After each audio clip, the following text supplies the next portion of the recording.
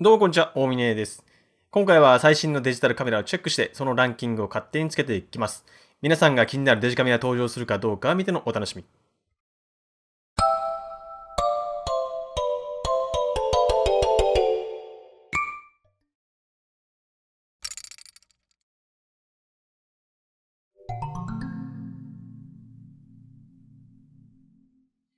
ようやく冬も終わり、暖かくなってきましたが、皆さん写真や映像は撮影しているでしょうか？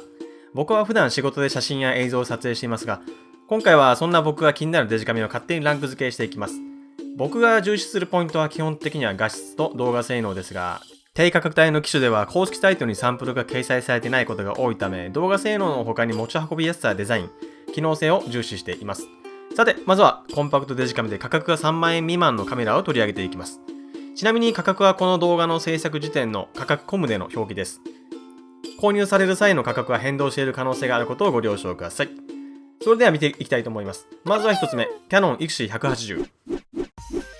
キヤノンの製品の中では最も安価な IXI180 ですが、今回取り上げた中でも最も安価。でもデザインに目新しさはないけど、IXI らしい上品なデザインと質感で持つ人を選びません。光学ズームも使えるので、携帯電話のカメラにあるデジタルズーム機能に不満がある方であれば、とりあえず購入してしまってもいいんじゃないでしょうか。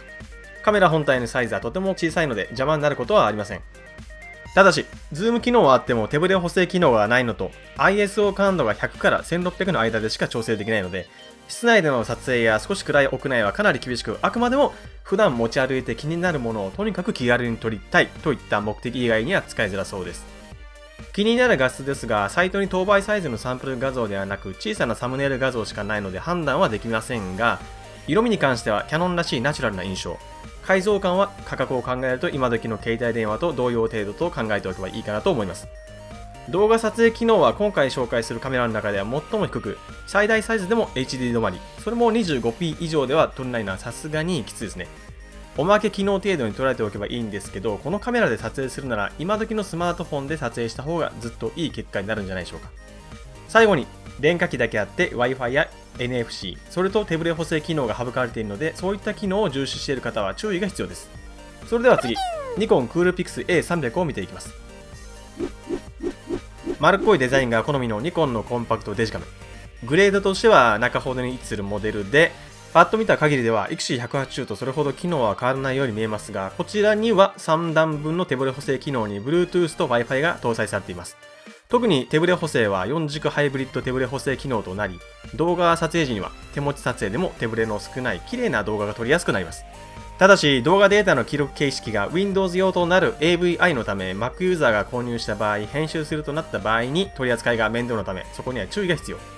それと IXI180 と同様に動画撮影機能自体が弱いので、動画機能にこだわるのであれば、次に取り上げる FinePix XP90 がいいかもしれません。画質に関してはサンプルを見る限りでは悪くなさそ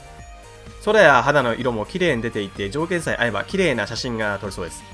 このカメラの特徴として、撮影後にその写真にマスカラやアイシャドウなどといったメイク効果を加えることができる機能があったり、モバイルアプリであるスナップブリッジを使えばカメラとスマートフォンやタブレットを常時接続して、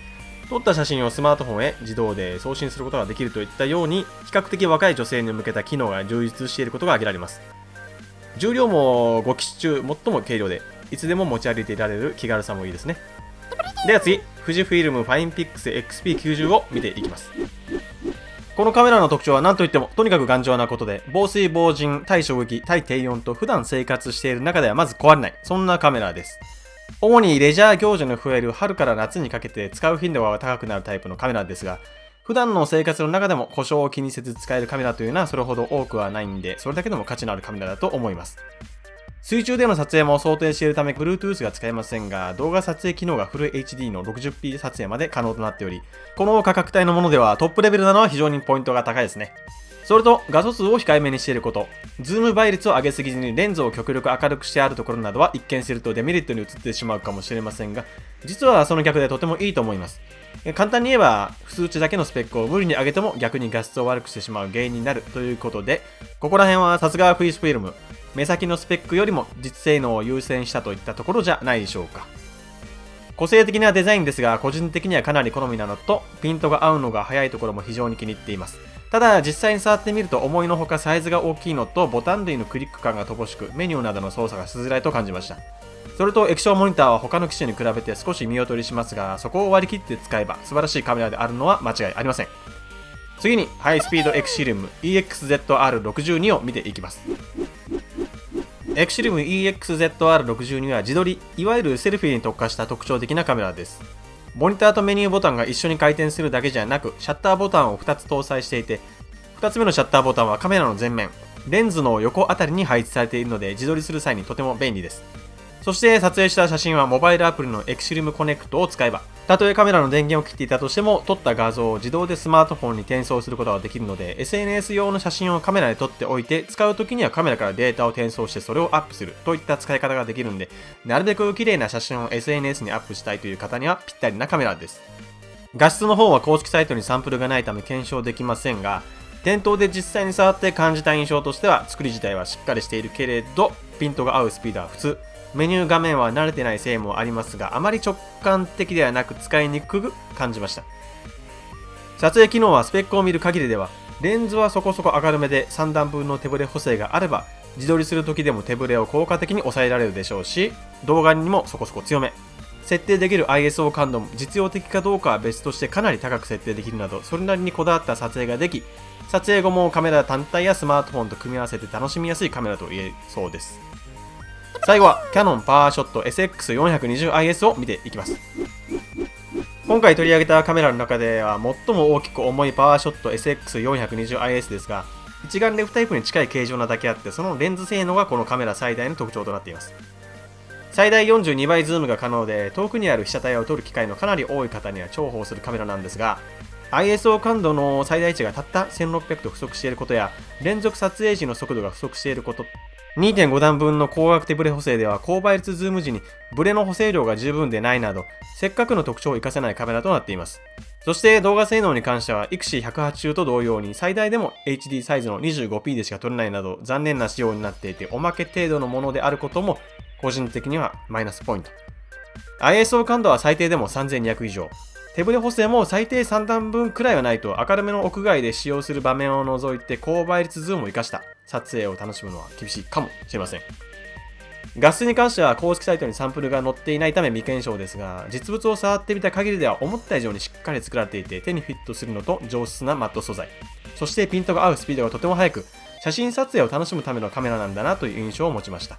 今回紹介したカメラの中では高い部類には入りますが、スマートフォンなどのカメラに搭載されているズーム機能に不満があり、遠くにある被写体を撮影する機会が多い方におすすめできる機種です。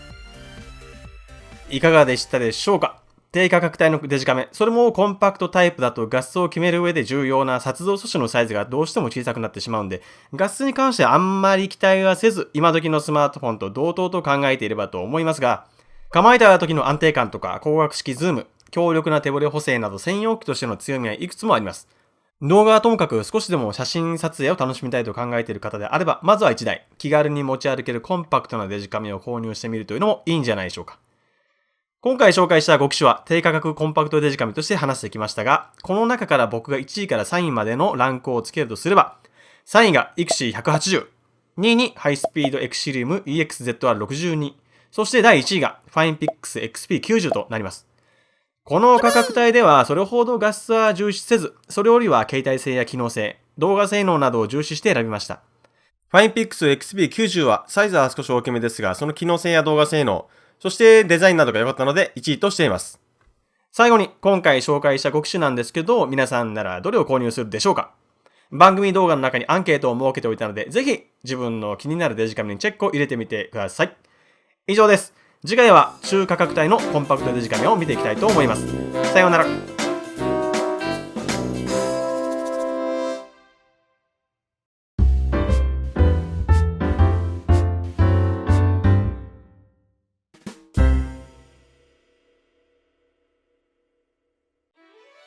やさまは YouTube だけじゃなく、ポッドキャストでも配信中。